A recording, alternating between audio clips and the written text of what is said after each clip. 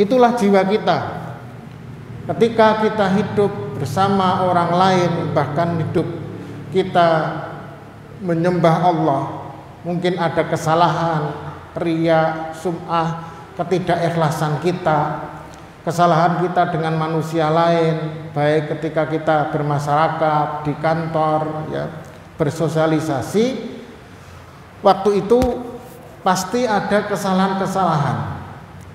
Maka ketika kita tumpuk kesalahan itu dengan kebaikan-kebaikan, bisa jadi bercampur dan itu tidak bisa jernih. Ibarat air kotoran dikasih air yang baik pun tetap saja air akan keruh dan kotor karena belum dibersihkan.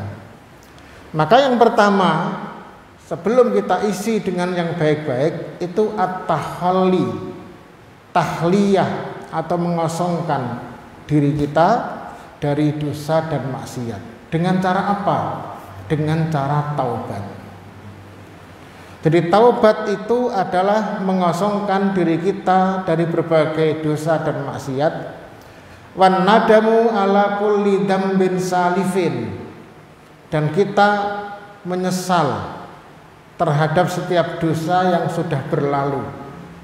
Menyesal itu bukan berarti kemudian kita ingat, kita kecewa, lalu mengatakan seandainya itu tidak boleh. Wan nadam yang dimaksud di sini menyesal itu adalah kita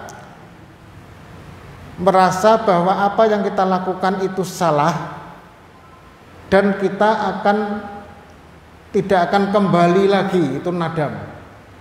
Sesuatu yang kita datangi lalu kita tidak puas dengan tempat yang kita datangi, bahkan kita kecewa, lalu kita menyesal, itu maksudnya adalah kita tidak mendatangi lagi. Wal azmu ala adamil audati ila dzambi fi muqbilil umur, itu maksudnya. Dan berniat dengan sungguh-sungguh untuk tidak mengulangi dosa yang sudah pernah kita lakukan, diulangi pada waktu yang akan datang.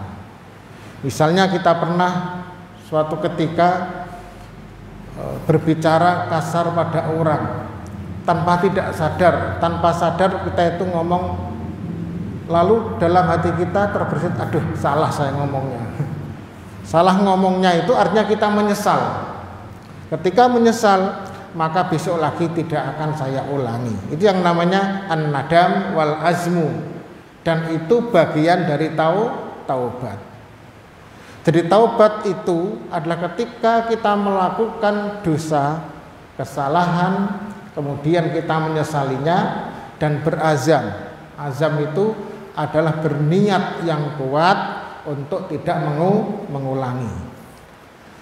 Wadzalika liqaulihi ta'ala, ini berdasarkan firman Allah Ta'ala, a'udzubillahi minasyaitonir rajim, ya ayyuhalladzina amanu tubu ilallahi taubatan nasuha.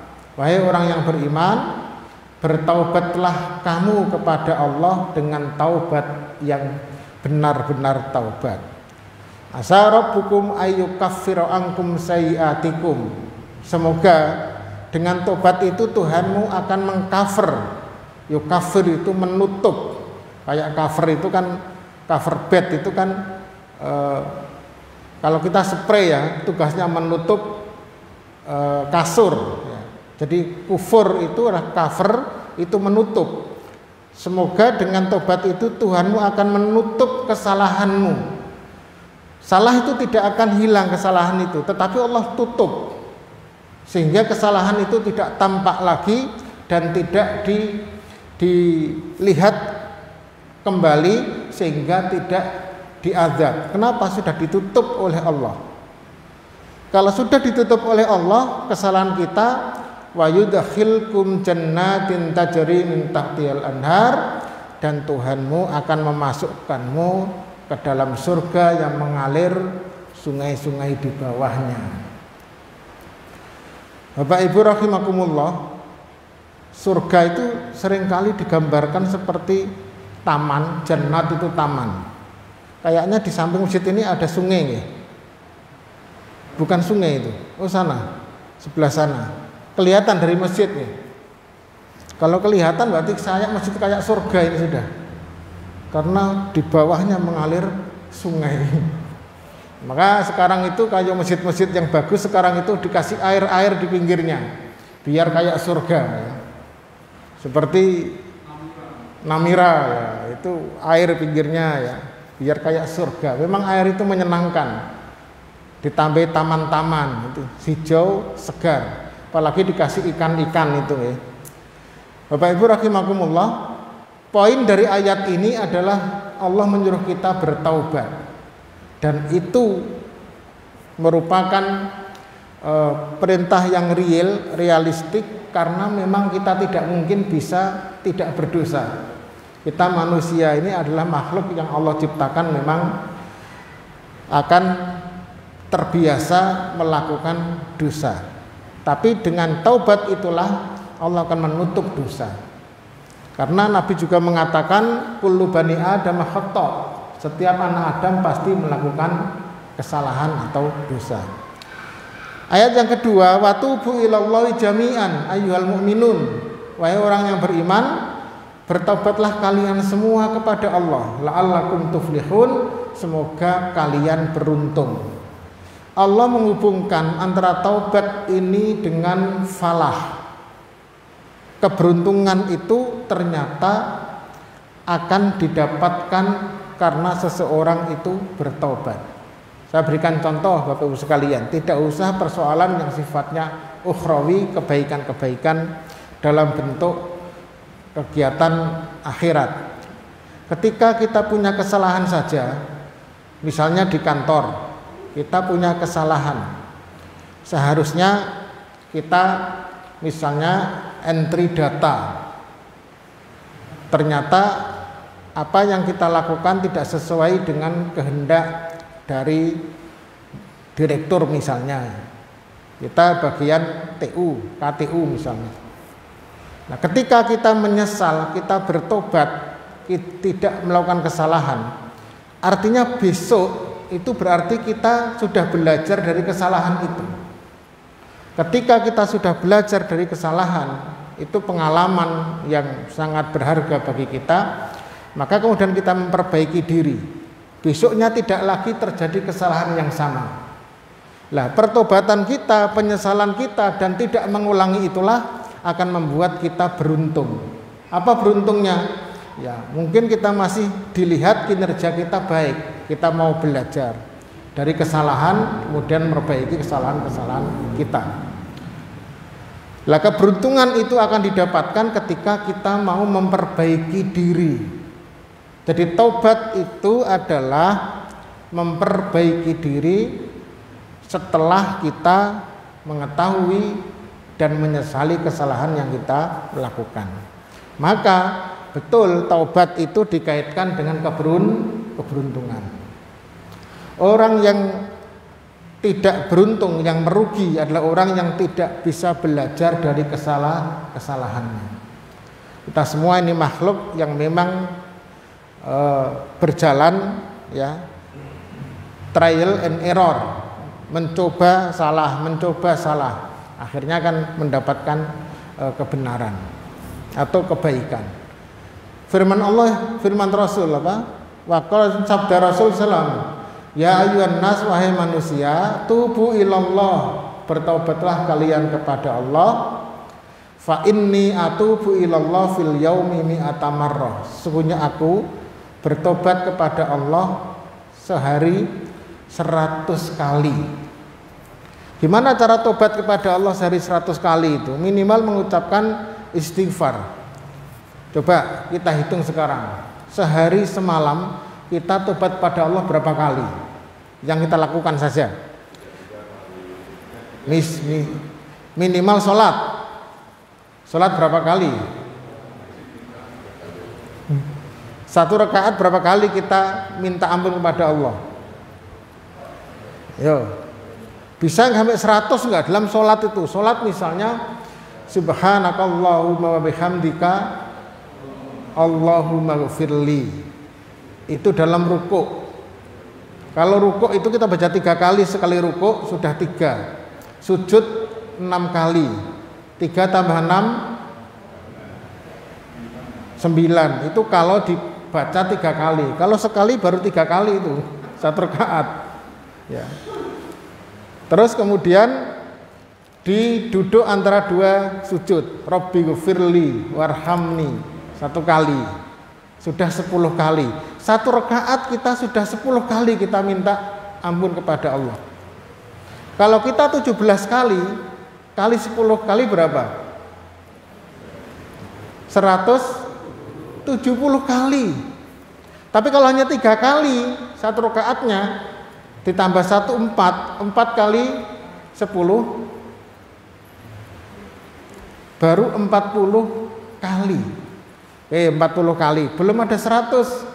Ditambah ada enggak istighfar ketika duduk tahiyat? Ada istighfarnya mboten ketika tahiyat?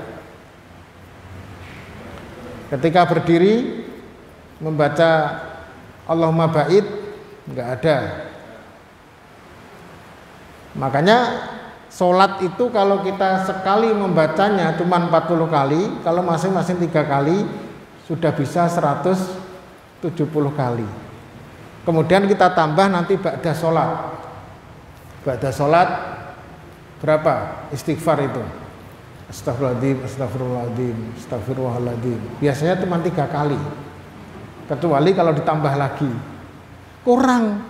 Nabi itu menceritakan istighfarnya itu minimal sehari semalam 100 kali. Coba. Padahal Nabi itu dijamin masuk surga. Nabi itu adalah orang yang terbaik. Istighfar kepada Allah beliau bilang 100 kali.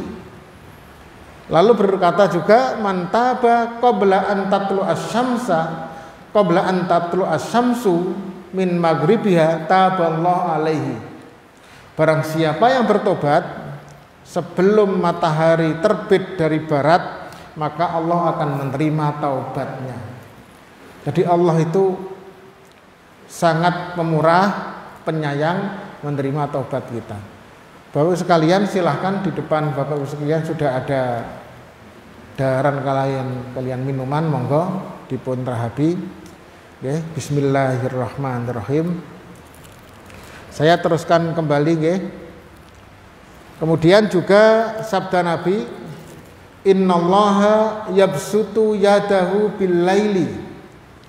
Sesungguhnya Allah, kata Nabi, melebarkan tangannya di waktu malam, liyatuba masiun nahari, untuk menerima taubat orang yang berdosa di siang harinya. Jadi dia dosa siang hari, malam hari tobat, Allah membuka tangannya untuk menerima taubatnya. Wa yabsutu yadahu bin nahari liyatuba masiul laili, dan membuka tangannya di siang hari untuk menerima taubat orang yang berdosa di malam harinya. Hatta tatlu asyamsu min maghribiha, hingga matahari terbit dari barat. Artinya sampai kiamat.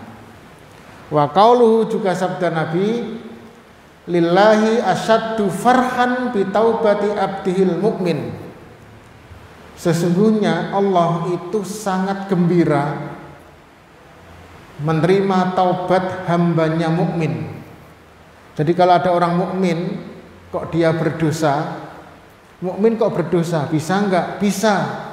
Ketika berdosa dia hilang keimanannya. Bismillahirrahmanirrahim. Dalam hadis dikatakan, la yasriku syariku hina yasriku fahuwa mu'minun, wala yazni zani hina yazni fahuwa mu'min. Tidaklah seorang yang mencuri itu dia mencuri apabila ketika mencuri kok dia itu seorang mukmin. Berarti ketika dia mencuri itu imannya loss, hilang. Wala yazni zani hina yazni fahuwa mu'minun, dan tidak akan seorang yang berzina itu tidak mungkin dia itu berzina kok ketika dia berzina dia masih beriman, enggak mungkin. Berarti ketika dia berzina itu imannya hilang. Karena itulah maka ketika seorang mukmin itu hilang imannya, kok kemudian dia kembali kepada Allah, dia bertobat atas kesalahannya, kata Nabi, lillahi asyaddu farhan, Allah itu sangat gembira dengan taubatnya atau kembalinya hamba yang mukmin tadi. Lebih gembira min rajulin fi ardin dubatin muhlikatin mahu rahilatuhu alaiha ta'amuhu wa syarabuhu. Lebih gembira dari seseorang yang dia ada di tanah yang luas, yang tanah itu atau tempat itu akan bisa menyengsarakan, membinasakannya, dan waktu itu semua barang-barangnya, makanannya, kendaraannya, minumannya hilang. Jadi ada seseorang perjalanan jauh di tempat yang berbahaya, waktu itu ternyata kendaraannya hilang, makanannya hilang, minumannya hilang. Bayangkan dia di padang pasir yang melihat kiri kanan depan belakang tidak ada kecuali tempat yang luas, yang dia tidak menemukan apapun sumber-sumber kehidupan. Dia kehilangan segalanya. Fanama, lalu dia tidur, sudah judek dia, udah tidur aja. Fastaiqadha, lalu dia bangun. Ketika bangun, waqad dhahabat, ya, faqad dhahabat fatolabaha, barangnya tadi hilang, lalu dia mencarinya. Hatta adrakahul atsyu, hingga dia sangat dia sangat ingin minum haus, dia sangat haus. Tsumma qala arji'u ila makanil ladzi kuntu fihi. Kemudian ia berkata, saya akan kembali ke tempatku di mana tadi aku berada. Fa'anamu hatta amuta, saya akan tidur hingga aku mati saja. Fawada'a ra'sahu ala sa'idihi, lalu ia tidur, lalu kepalanya diletakkan di atas tangannya, liyamuta, agar dia bisa mati. Fastaiqadha, lalu dia bangun. Lah ketika bangun itu wa indahu rahilatuhu, ketika bangun tiba-tiba di pinggirnya itu ada kendaraannya, wa alaiha zaduhu, di atasnya ada bekalnya, wa ta'amuhu, ada makanannya, wa syarabahu, dan ada minumannya. Jadi ini orang sudah kehilangan semuanya, sudah putus asa sampai dia ingin mati, lalu dia tertidur, ketika bangun semua kembali. Apa kira-kira yang dirasakan orang ini? Pasti dia sangat senang. Bagaimana seseorang ketika semuanya hilang lalu kembali? Ya ibaratlah misalnya Bapak Ibu sekalian masuk ke kantor atau kampus, tiba-tiba sampai di kampus itu tidak ingat bawa motor, mau pulang, kok kunci tidak ada. Waduh, kok kuncinya nggak ada, tadi saya kunci taruh mana? Jangan-jangan kunci saya tadi tertinggal. Kalau motor kunci tertinggal, kira-kira kacau nggak? Bayangannya ini pasti sudah hilang yang namanya motor itu. Dan betul, sampai parkiran kita itu tidak menemukan motor itu. Loh, di mana motornya? Waduh, kita hilang ini, lapor. Tiba-tiba kita lapor ke satpam, di situ ada motor kita dengan kuncinya. Kira-kira apa yang kita rasakan?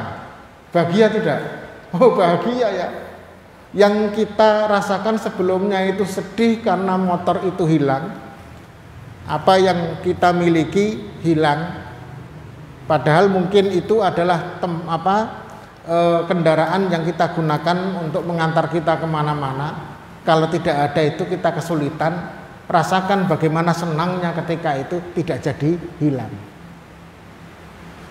Begitulah Allah menemukan kita ketika seorang mukmin berbuat dosa, ketika seorang mukmin melakukan maksiat, itu seperti hamba Allah yang hilang. Tiba-tiba dia bertobat, maka tobatnya seorang hamba mukmin bagi Allah itu seperti seorang yang menemukan barang-barangnya yang sebelumnya itu hilang itu. Bahkan katanya dalam hadis ini asyaddu farhan, Allah itu lebih gembira daripada orang yang menemukan barang ini. Jadi Allah itu senang sekali dengan hambanya yang bertobat kepada Allah. Wallahu asyaddu farhan bitaubatil abdil mu'mini min hadza birohalitihi biro ya hilatihi wazatihi. Allah lebih senang, lebih gembira ketika menemukan hambanya yang bertaubat daripada seseorang yang menemukan kendaraan dan bekal-bekalnya tadi. Jadi Bapak Ibu rahimakumullah, begitulah Allah menyuruh kita bertobat dan menyuruh kita untuk berbuat baik, tidak berbuat dosa. Hanya memang manusia itu karena Allah memberikan nafsu, seringkali dorongan nafsu ini membawa kita kepada dosa. Kata Quraisy Shihab di dalam tafsirnya begini, manusia itu sebenarnya sudah diberikan potensi untuk baik dan potensi berbuat buruk. Kata Quraisy Shihab, potensi berbuat baik itu jauh lebih besar daripada potensi berbuat buruk. Jadi potensinya itu bagus atau banyak atau lebih besar, lebih kuat yang baik daripada yang buruk potensinya. Tetapi dorongan hasrat, kesenangan untuk berbuat buruk, dorongan itu lebih kuat daripada berbuat baik. Jadi persoalannya adalah ternyata dorongan keinginan berbuat buruk itu lebih besar, lebih kuat daripada berbuat baik. Padahal potensi yang diberikan Allah lebih besar berbuat baik daripada buruk. Makanya kan Roma Irama kan mengatakan kenapa yang enak-enak itu diharamkan itu. Jadi memang hasratnya itu yang enak-enak, ya. Yang asik-asik itu yang dilarang. Ya.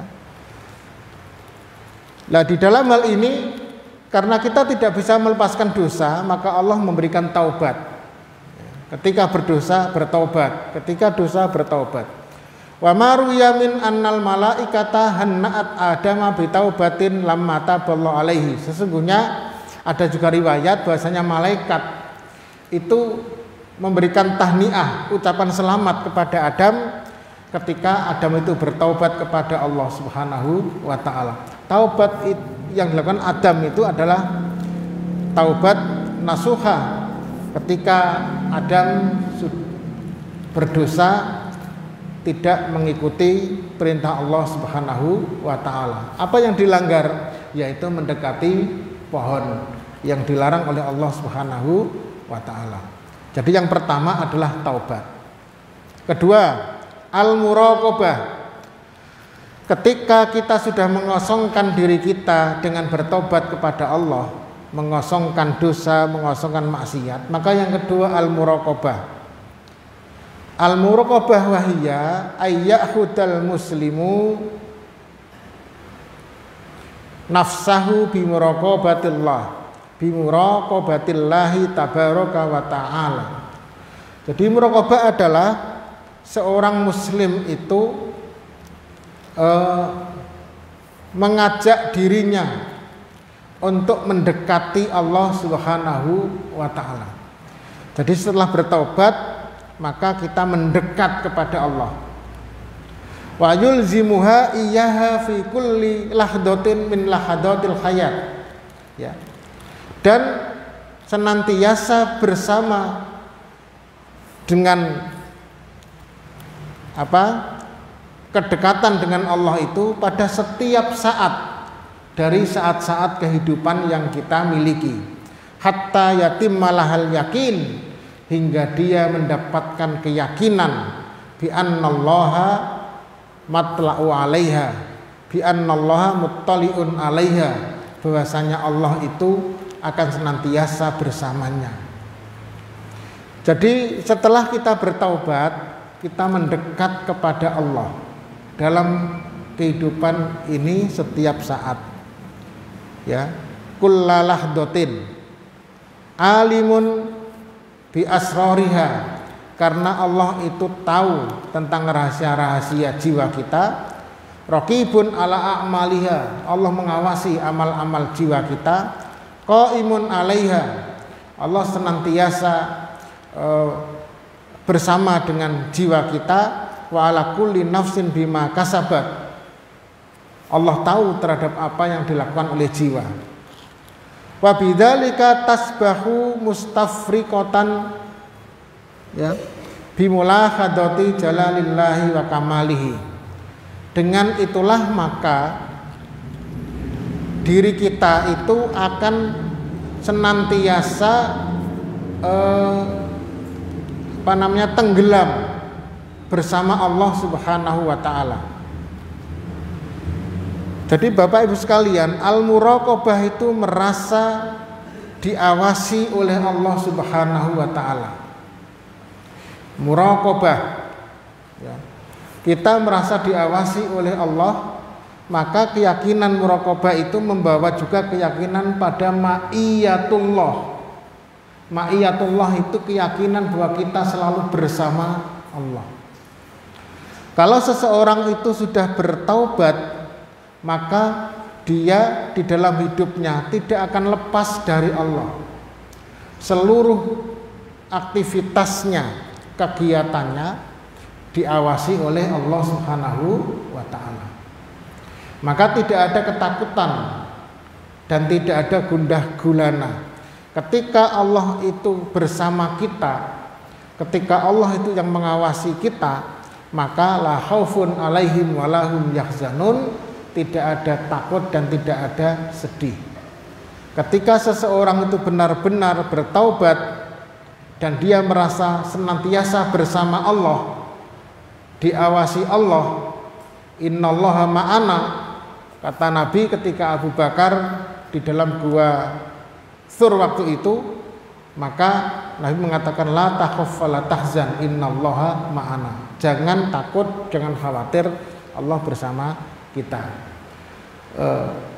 Saya itu kaget kemarin itu ada teman memberitahu tentang Pak Uqbah. Pak Uqbah itu aslinya dari Farid Ahmad Uqbah yang ditangkap itu. Dia aslinya dari Bangil, Jawa Timur.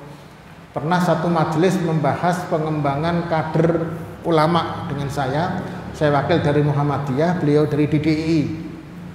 Sehingga Pak Fahmi Salim itu ngebel saya, "Ustaz, ini ada berita yang tidak nyaman." Oh, gimana kok bisa gitu? Termasuk juga dari tokoh Muhammadiyah yang ada di MUI gitu ya. Sampai sekarang belum ada kejelasan mereka bertiga ada di mana. Tetapi dari cerita istrinya, kan itu setelah subuh dan tidak pulang kan langsung dibawa, ya, tiga-tiganya di rumah masing-masing itu. Nah, istrinya cerita memang sebelumnya itu tidak ada persoalan dan nyaman-nyaman saja, dan hidupnya memang nyaman-nyaman saja. Artinya bahwa kita pun di dalam hidup ini apa yang mau kita takutkan tidak ada. Wong hidup juga cuma sekali, setiap orang juga akan mati. Kita nggak perlu takut apapun ketika seseorang itu merasa diawasi oleh Allah, hidupnya bersama Allah, maka tidak ada yang perlu ditakuti. Hidupnya berjalan saja seperti apa adanya. Dan ini banyak sekali ya, termasuk sampai sekarang itu saya tanya pimpinan Pondok Ibnul Qayyim, Ustadz ini juga belum ada kejelasan. Saya tanya Ustadz gimana, Ustadz di mana sekarang? Nggak ada kejelasan itu. Ini jadi masalah kita umat Islam memang. Semoga Allah memelihara, menjaga yang terbaik. Amin ya rabbal alamin. Tetapi kita tentu saja yang kita lakukan adalah muraqabah, senantiasa merasa diri kita dekat, kemudian terawasi dan bersama Allah Subhanahu wa taala. Wa bidzalika sudah ini ya. Hal ini berkaitan dengan firman Allah Subhanahu wa taala, Waman ahsanu dinan mimman aslama wajhahu lillah wa huwa muhsinun. Siapakah yang lebih baik ketundukannya, agamanya, daripada orang yang berserah diri atau menyerahkan dirinya hanya kepada Allah dan dia senantiasa berbuat baik. Di poinnya di sini Bapak Ibu sekalian adalah aslama itu menyerahkan diri total kita kepada Allah. Masya Allah ya, kita ini apa sih ya yang kita bisa banggakan? Kematian itu ada di depan kita.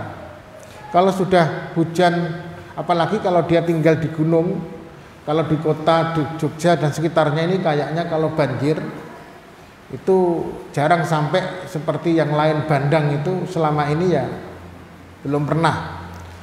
Kemarin saya khawatir banjir bandang karena deras sekali kemarin tuh, mulai jam pada duhur kalau salah sampai malam ya, itu khawatir.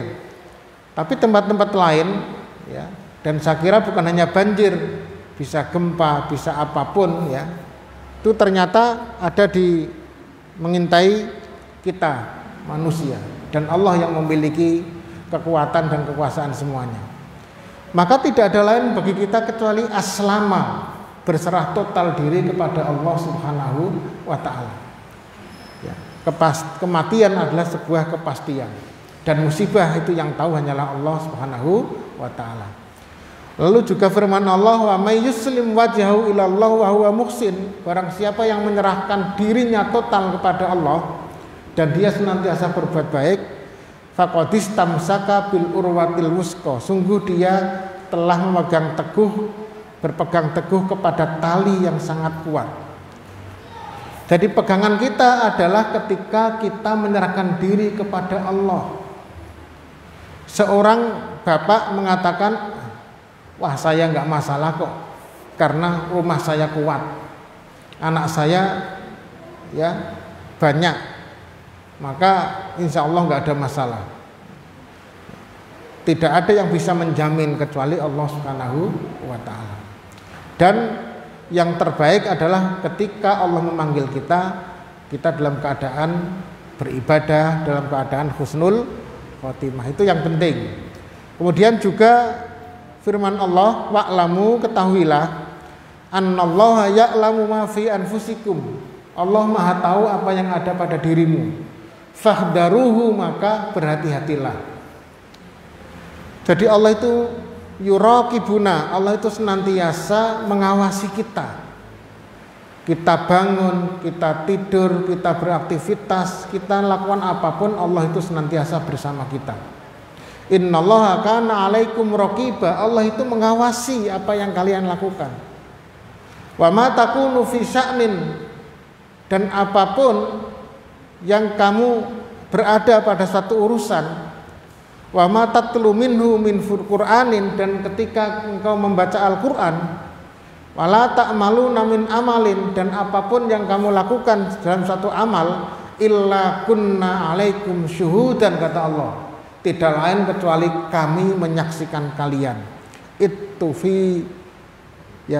fiduna fihi, ketika kalian melakukan semua itu. Jadi kita melakukan suatu urusan, kita membaca Al-Qur'an, kita melakukan sebuah amal, maka semua tidak lain diketahui oleh Allah Subhanahu wa ta'ala.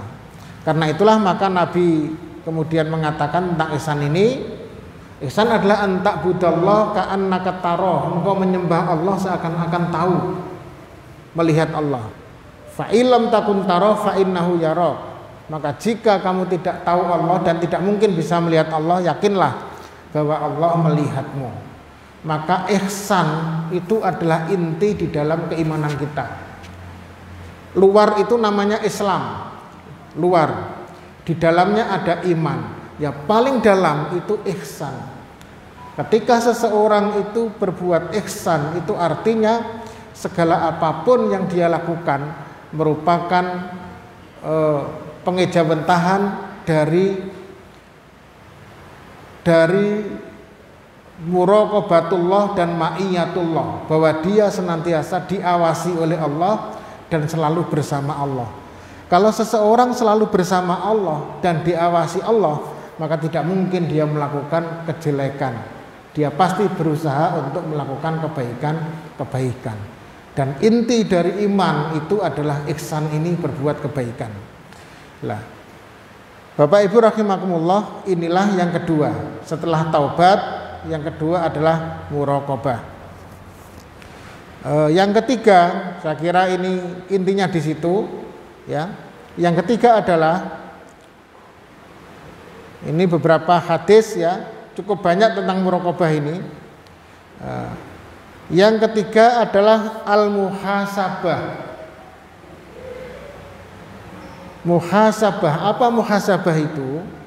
Wahya annahu lamma kanal muslimu amilan, yaitu ketika seorang muslim beramal fi hadhil hayati, pada kehidupan ini, lailan naharon ala ma yasta'idhu fid daril akhirah, baik malam maupun siang, dalam rangka untuk kebahagiaan dia di hari akhir. Wa yu'ahhiluhu likaromatiha, dan dia melaksanakan dalam rangka untuk memuliakannya, waridwanillahi fiha, dan mencari ridha Allah dalam kehidupan akhirat itu. Wa kanat ad-dunya hiya mausimu amalihi, dan dunia, ya, adalah tempat untuk mengembangbiakkan awal amal-amalnya. Kana alaihi ayyandura ilal faraidil wajibati, lalu dia melakukan hal-hal yang berkaitan dengan kewajiban-kewajibannya, karena derita ciri ila ra'si malihi, seperti seorang pengusaha yang dia itu mengumpulkan, ya, atau memulai dari modal usahanya, hartanya, kemudian baru dia wayanduru ilan nawafil, baru dia melakukan yang sunnah-sunnah. Nadrat tajiri ilal arbah, baru seperti seorang tajir, ya, seorang saudagar itu baru dia memperhatikan laba-labanya yang terus bertambah, az-zaidah ala ra'sil mali, di atas bertambah di atas modalnya. Jadi Bapak Ibu sekalian, al-muhasabah di sini adalah seorang muslim yang dalam hidupnya dia selalu menghitung-hitung terus. Dia hitung apa yang sudah dia lakukan. Dia menghitung modalnya, dia punya modal berapa. Ibarat dunia ini kita mengumpulkan modal, kata penulis buku ini. Jadi modal kita cukup nggak kita mengantarkan kita hidup di akhirat bahagia, itu cukup nggak? Apa modal kita? Modal utama itu adalah melaksanakan kewajiban-kewajiban dan meninggalkan larangan-larangan, itu modalnya. Sholat kita yang diwajibkan kira-kira sudah terpenuhi tidak? Puasa kita yang diwajibkan, perbuatan baik lainnya yang diperintahkan, larangan-larangan yang harus kita tinggalkan, itu modal dasar. Modal ini dulu yang harus ditunaikan. Kalau seseorang ingin mendapatkan akhirat di dunia ini, menghitung modalnya. Dihitung modalnya itu. Ya, mau tidur menghitung sehari ini kira-kira terpenuhi enggak perintah-perintah Allah? Kita langgar enggak larangan-larangan Allah? Ada enggak kita melakukan dosa? Ada enggak kita berbuat kebajikan-kebajikan? Kalau sudah terpenuhi yang wajib, itu namanya modalnya sudah terpenuhi. Baru kita menghitung yang sunnah-sunnah. Lah yang sunnah itu keuntungan. Setelah modalnya kembali, saya berdagang, oh modalnya ternyata kembali. Oh berarti sudah alhamdulillah kita punya modal ke akhirat. Tinggal kita menghitung ada enggak tambahan-tambahannya. Apa tambahannya itu? Tambahannya itu arbah. Apa arbah itu? Keuntungan. Sholat wajib, itu modal. Minimal terpenuhi dulu lah salat wajib kita. Puasa wajib itu modal terpenuhi dulu. Minimal kalau kita berdagang itu modalnya kembali, ya, kembali modalnya itu dulu. Baru kita berpikir kira-kira ada keuntungan tidak. Lah keuntungan itu yang sunnah-sunnah. Oh, saya tambah sholat sunnah witir, saya tambah sholat sunnah rawatib, sholat sunnah tahajud, ya, duha, puasa saya tambah puasa ABCD dan yang lain-lainnya. Maka ketika seorang mukmin itu selalu menghitung modalnya dan menghitung labanya, maka dia tidak akan kehabisan bekal kepada akhirat nanti. Ya, harus dihitung. Lah muhasabah itu menghitung-hitung ini. Makanya Umar bin Khattab mengatakan hasibu qabla an tuhasabu. Hitunglah dirimu sebelum kamu dihitung oleh Allah.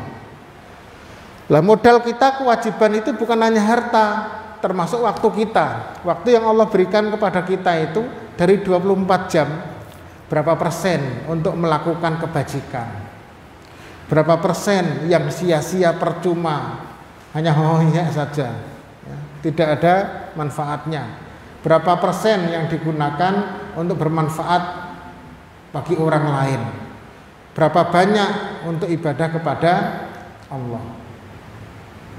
Ini sudah isak dereng nggih? Oke, jadi kita harus muhasabah itu. Makanya Nabi itu ketika mau tidur, Nabi mengingatkan kita untuk mengingat segala apa yang kita lakukan sehari. Kira-kira sehari itu kita melakukan apa saja. Kita bisa menghitung kewajiban-kewajiban, modal, sekaligus kita menghitung keuntungan-keuntungan kita. Ini yang disebut dengan muhasabah. Kemudian yang kedua, wayan duru ilal ma'asi wadzunubi. Lalu dia melihat maksiat dan dosa-dosanya. Karena kita kan muhasabah menghitung. Kal khosaroti fit tijarah. Dosa dan maksiat itu ibarat kerugian bagi seorang pedagang. Ya. Jadi kalau dia punya dosa, punya maksiat, itu kerugian. Jangan-jangan keuntungan amal kita yang kita lakukan, baik itu amal karena wajib atau sunnah, kok kita punya dosa dan maksiat, jangan-jangan maksiat dan dosa itu mengurangi pahala yang kita lakukan. Ya kalau itu masih misalnya mencukupi, kan khawatir, ternyata tekor. Maksiat dan dosa itu seperti kerugian, itu tekor, ya tidak tercukupi itu. Karena itu maka muhasabah di sini itu ada menghitung semuanya, baik kebaikan-kebaikan kita, amal-amal kita yang baik maupun maksiat-maksiat kita. Alhamdulillah beberapa ayat insya Allah nanti kalau ada waktu kita baca lagi. Tinggal satu, yaitu yang terakhir adalah al-mujahadah. Jadi yang pertama apa? Taubah. Yang kedua muraqabah, yang ketiga muhasabah. Insya Allah masih satu lagi yaitu mujahadah. Semoga bermanfaat Bapak Ibu sekalian. Karena sudah isya, kok kayaknya beberapa minggu ini nggak ada tanya jawab ya, habis terus waktunya. Besok nanti dulu nggak selesai soalnya materinya banyak ya. Insya Allah besok berarti jam 6:30 ada waktu 5-10 menit kita sisakan untuk tanya jawab. Kurang lebihnya mohon maaf. Wabillahi taufiq wal hidayah. Kita akhiri dengan alhamdulillahirabbil alamin. Alhamdulillahirabbil alamin. Assalamualaikum warahmatullahi wabarakatuh.